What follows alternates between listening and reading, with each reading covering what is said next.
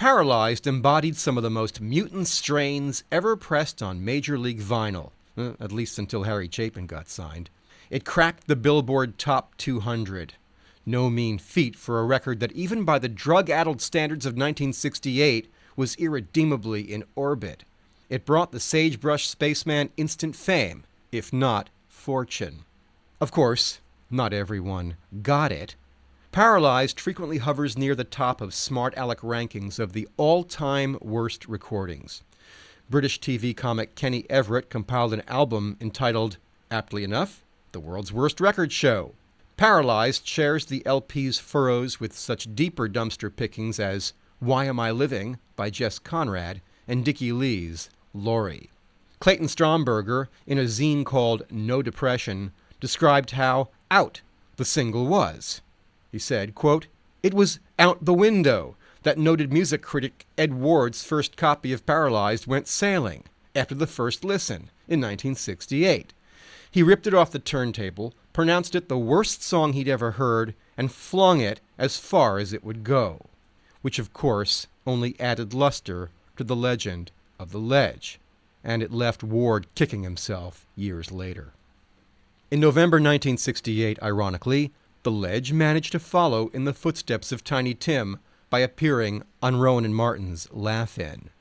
Spin magazine proclaimed the Ledge's performance of his hit single among the, quote, 25 greatest musical moments in TV history. It could have been, and in certain ways was, a celebratory experience. But some of Odom's friends watching back in Texas were disgusted at what they considered the coast-to-coast humiliation of their guileless chum. Paralyzed was accompanied by Dan Rowan's snide remarks and Dick Martin's slapstick mimicry. Norman just wanted to play his song, and he seemed visibly irked at the revelry taking place at his expense. Amid this hilarity, Martin asked his guest to perform another song. Odom kicked into the single's B-side, Who's Knocking on My Door?, just as the zany Laugh-In cast emerged from the wings and began clowning on camera, imitating the Ledge's spastic dance moves and making a mockery of his performance. Well, Laugh-In was a comedy show. "I was confused," the Ledge told me in a phone interview. "I finally got mad and ran off the set. That wasn't part of the act." Nonetheless, Lubbock's most eccentric export had launched a chart-climbing record and caused pandemonium on the nation's top-rated TV show. Offers quickly followed for appearances on American Bandstand, The Joey Bishop Show, and The Ed Sullivan Show. The legendary part of his name seemed assured. The star part was imminent. Unfortunately, within a short while, his dreams were dust.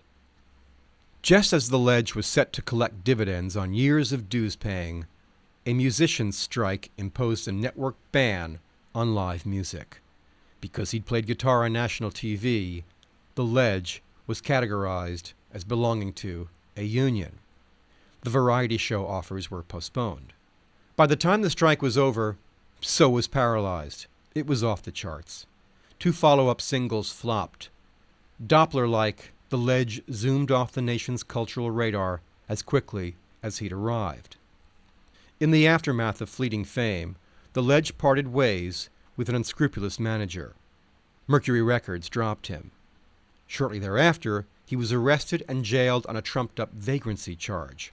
He then learned that Major Bill had purloined a tape of 50 new songs Odom had recorded at T-Bone's studio.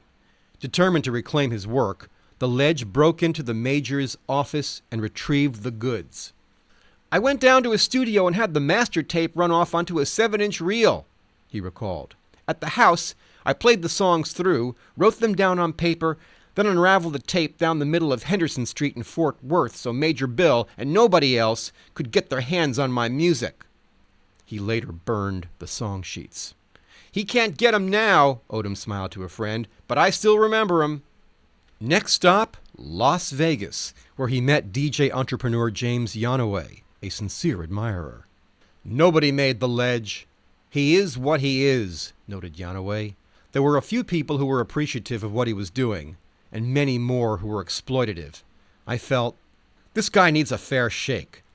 Yonaway had a new label, Amazing Records, for which he recorded the Ledge's first full-length album, Rock It to Stardom in 1984. Unlike the skeletal instrumentation of his early singles, this recording, and all his later waxings, employed a band, a cookin' crew. Technique remained parked in the lobby. Spontaneity was the prime directive. He would just start a song, said session drummer Mike Buck. He wouldn't tell us what key or anything. He just started singing, and we'd start playing. Some of it turned out all right, considering the chaotic conditions it was recorded under. The album includes a new version of Paralyzed, recorded in 1981 with the Leroy Brothers. As remakes go, it's nearly as vigorous as the original.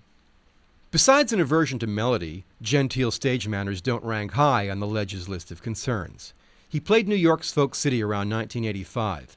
Diesel-only records honcho Jeremy Tepper recalled, "The Ledge bounded out of the basement dressing room with a stack of paper plates that he began flinging at the audience, Frisbee style. Each of these flying saucers was personalized, with colorful Crayola drawings of cacti and desert sunsets." It was just one of several talents on display that evening. DB's drummer-singer Will Rigby said, "Over the course of the show, the Ledge stripped down to his white jockey briefs and cowboy boots, an entertainment gambit not necessarily suited to the music or his physique. After getting down to scantily cladness, he was pumping his crotch inches from the face of my friend Naomi, who was seated at the front table. She's got a good sense of humor and didn't run screaming, but she told me later she was mortified. Or perhaps terrified? Oh, that Ledge. He was outside all right." Odom left Amazing Records in disillusionment in 1985. The biggest disappointment, Yonaway admitted, was that, quote, "I had not gotten him on The Tonight Show." The Ledge didn't just want to appear. He longed to be a guest host. Yonaway realized there wasn't much he could do for his client. They parted ways. A crew of San Francisco-based musicians undertook the honor of backing the Ledge in his Bay Area debut in early 1986. Later that year, they joined him in the studio to record the album Retro Rocket Back to Earth for Spider Records. The repertoire is largely first take, sloppy but spirited, with no overdubs. Our Lost in Space cowpoke betrays his Luddite leanings, proclaiming in one song title, "I hate CDs," though it's perhaps less the technology than certain personalities associated with it. "I hate those CDs that Bruce Springsteen put out," the Ledge howls. "He's the number one reason why I hate CDs." The same entourage recorded the legendary Stardust Cowboy Rides Again, but they couldn't find an American company that would touch it.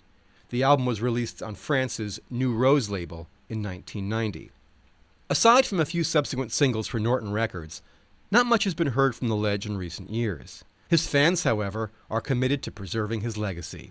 Besides putting pressure on her car's accelerator pedal, the Ledge impelled Diana Mercer, now divorced from her speed-prone husband, to undertake creation of a website dedicated to her favorite musical wrecking ball. There's also a documentary in the can, Cotton Pickin' Smash, the story of the legendary Stardust Cowboy. Directed by Anthony Philpott, it contains photos from the early years, anecdotes from the Ledge's illustrious circle of friends, the Laugh-In debacle, live club footage, and copious chat from the notorious fun-slinger himself. "When we started, we weren't sure if anybody would talk to us," Philpott admitted. "I had to reassure people I wasn't doing this as a joke or to ridicule him. But almost to a T, everyone I contacted was ecstatic that we were doing this. Except his family. They were no help at all. They asked us not to do it." The project took 8 years to complete. At a cost of $22,000, it drove Philpott into bankruptcy. In 1992, he declared debts of $23,300 and assets of $425. After bankruptcy, Philpott remarked, "I'm glad it's done."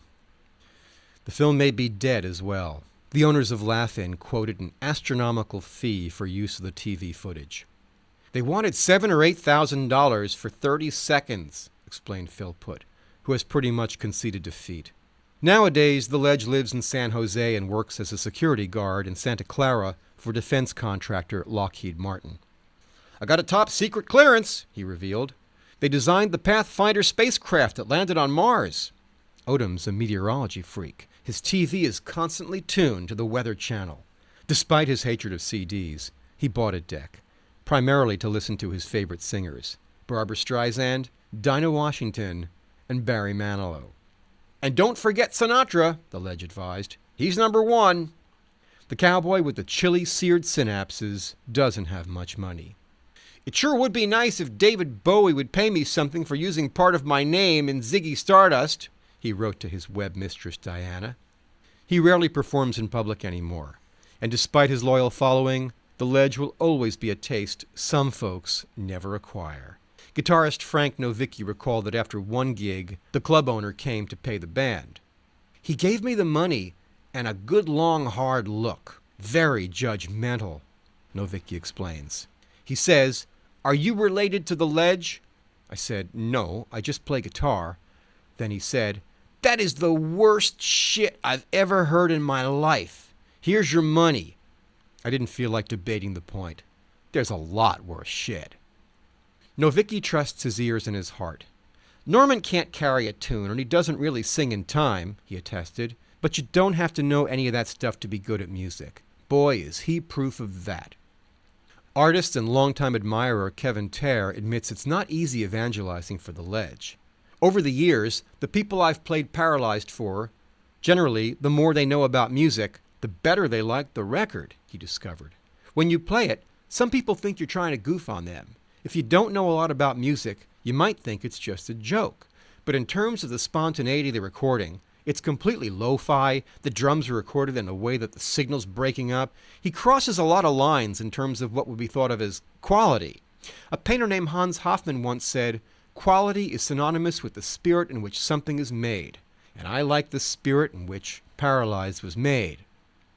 The Ledge himself puts it all in perspective.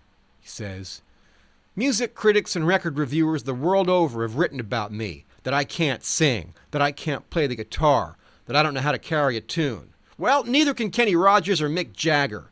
All of us are in the same boat.